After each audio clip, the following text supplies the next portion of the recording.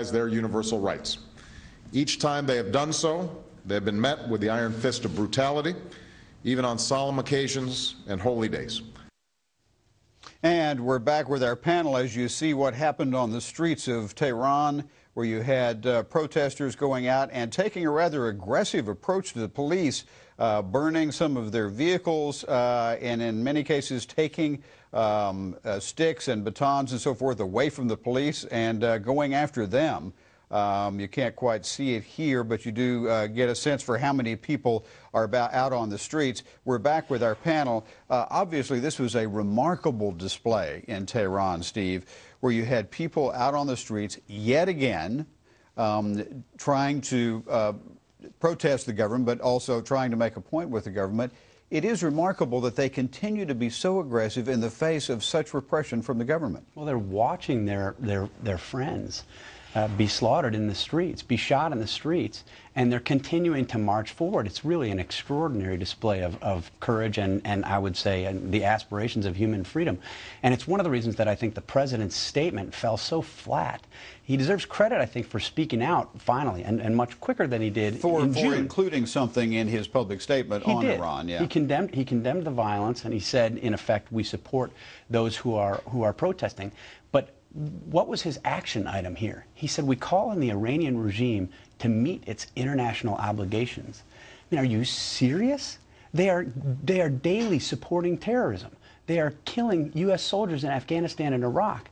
They are enriching uranium, all in contravention of its international obligations. Why does he think that because he suddenly says something like this, they're going to suddenly turn and face the UN and start listening to UN directives? It was a silly statement, and I think it demonstrates a lack of seriousness on the president's part. Yeah, AB, international obligations has not been something that's been high on the list of priorities for the Iranian government. No, it never was, but President Obama took office and decided to engage the Iranians and the regime.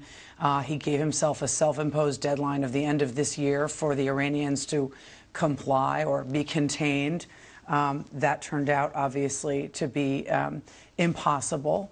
And so now it's really a moment where President Obama has to pivot. Is he going to support the opposition movement there and attempt to help them undermine and potentially overthrow the regime? What does he do about sanctions? Sanctions that either help the opposition movement and undermine the government, or do you somehow end up with sanctions that just bolster the regime and help them continue to repress their people? And that's the critical moment here for President Obama. The time is running out. December 31st is Thursday, so we're watching to see what action, as Steve mentioned, he's actually going to take beyond his words. There's one other comment from President Obama today on this. Let's listen to that.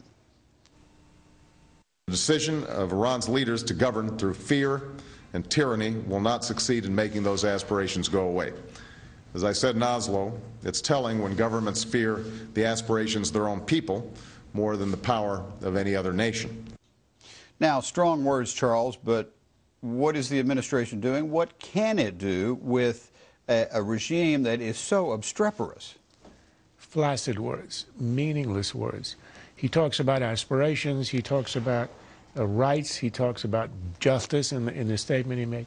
This isn't about justice. This isn't about a low minimum wage. It isn't about an absence of a public option in health care. This is about freedom. This is a revolution in the streets. Revolutions happen quickly. There is a moment here in which if the thugs in the street who are shooting on the crowds stop shooting, it's over and the regime will fall. The courage of the demonstrators and the boldness isn't only a demonstration of courage, it's an indication of a shift in the balance of power. The regime is weakening. This is a hinge of history.